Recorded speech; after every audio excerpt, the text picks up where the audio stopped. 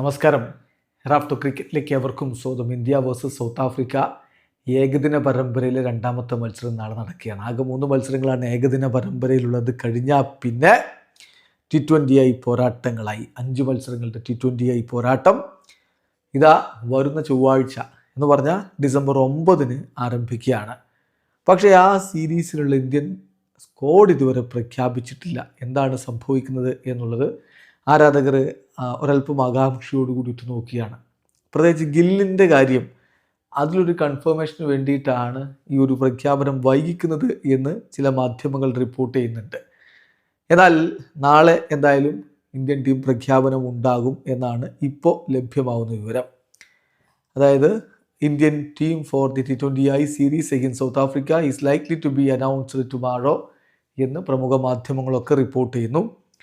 ഇതിൽ ഹാർദിക് പാണ്ഡ്യ സ്ക്വാഡിലേക്ക് മടങ്ങിയെത്തുന്നു, സൂപ്പർ താരം മടങ്ങിയെത്തുന്നു, പാണ്ഡ്യ മടങ്ങിയെത്തുന്നു.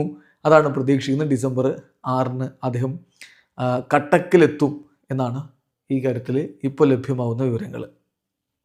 അതേസമയം സഞ്ജു സാംസൻ്റെ കാര്യം എന്തായിരിക്കും, പിന്നെ ശുഭ്മൻ ഗില്ലിൻ്റെ കാര്യം എന്തായിരിക്കും, ഇത്തരം വിഷയങ്ങൾ കൂടി നമ്മളൊന്ന് പരിശോധിക്കുകയാണ്. അതോടൊപ്പം തന്നെ മറ്റ് ചില താരങ്ങൾക്ക് കൂടി സാധ്യതയുണ്ട്. ESPN ഏറ്റവും പുതിയ റിപ്പോർട്ട് അനുസരിച്ച് Hardik Pandya set for T20 return against South Africa. Shubman Gill still unlikely.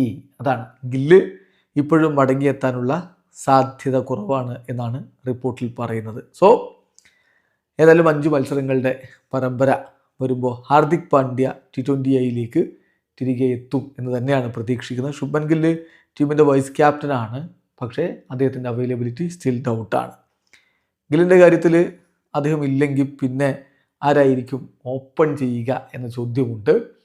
So അവിടെ എല്ലാവരും സഞ്ജു സാംസൺ സ്ക്വാഡിൽ ഉണ്ടാകും, അദ്ദേഹം ഓപ്പൺ ചെയ്യും എന്നും ഇപ്പോൾ പ്രതീക്ഷിക്കുകയാണ്. ഏതായാലും അജിത് അഗാർക്കറിൻ്റെ കീഴിലുള്ള സെലക്ഷൻ കമ്മിറ്റി റായ്പൂരിൽ അവർ മീറ്റ് ചെയ്യുകയാണ് നാളെ. അതിനുശേഷം അവർ ഇന്ത്യയുടെ സ്ക്വാഡ് പ്രഖ്യാപിക്കും. അപ്പോൾ അതിൽ ഗില്ല് ഉണ്ടാവില്ല എന്ന് പ്രതീക്ഷിക്കുന്നു. സഞ്ജു സാംസണും യശസ്വി ജയ്സ്വാളും ഓപ്പണിംഗ് സ്പോട്ടിനുള്ള പോസിബിൾ കണ്ടൻറ്റേഴ്സാണ്. അഭിഷേക് ശർമ്മ എന്തായാലും ഒരു ഭാഗത്ത് ഓപ്പൺ ചെയ്യാനുണ്ടാകും. സോ ജയ്സ്വാൾ ആൻഡ് സഞ്ജു രണ്ടിലൊരാൾ കൂടെ അഭിഷേകിനൊപ്പം ഓപ്പൺ ചെയ്യുമെന്ന് പറയുമ്പോൾ സഞ്ജുവിന് തന്നെയാണ് കൂടുതൽ സാധ്യതയുള്ളത്. ദെൻ സഞ്ജു സാംസണെ സംബന്ധിച്ചിടത്തോളം നമുക്കറിയാം, കഴിഞ്ഞ T20 സീരീസിന് ഓസ്ട്രേലിയക്ക് പോയപ്പോൾ ടീമിനോടൊപ്പം ഉണ്ടായിരുന്നു. അദ്ദേഹം 2 മത്സരങ്ങളാണ് കളിച്ചിട്ടുള്ളത്.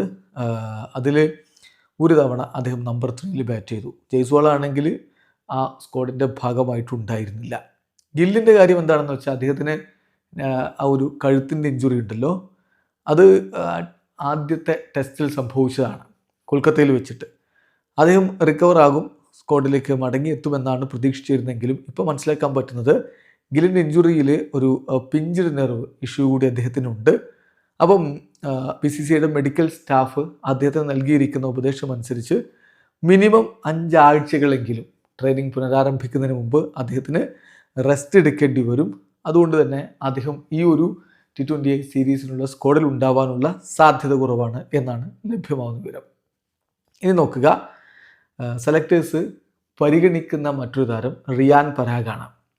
സോ 15 മെമ്പർ സ്ക്വാഡിൽ റിയാൻ പരാഗ് വരാനുള്ള സാധ്യതയുണ്ട് എന്ന് ESPN ക്രിക്കറ്റ് ഇൻഫോ റിപ്പോർട്ട് ചെയ്യുന്നു. പരാഗ് ഏറ്റവും ഒടുവിൽ ഇന്ത്യക്കായിട്ടൊരു T20 സീരീസ് കളിച്ച് 2024 ബംഗ്ലാദേശിനെതിരെയായിരുന്നു. ഇപ്പോൾ അദ്ദേഹം സെയ്ദ് മുഷ്താഖ് അലി ട്രോഫിയിൽ അസമിനെ നയിച്ചുകൊണ്ടിരിക്കുകയാണ്. അപ്പം ഇപ്പം സെയ്ദ് മുഷ്താഖ് അലി ട്രോഫി നടന്നുകൊണ്ടിരിക്കുകയാണല്ലോ. സോ അതിലെ താരങ്ങളുടെ പ്രകടനം എന്തായാലും മോണിറ്റർ ചെയ്യപ്പെടുന്നുണ്ട്.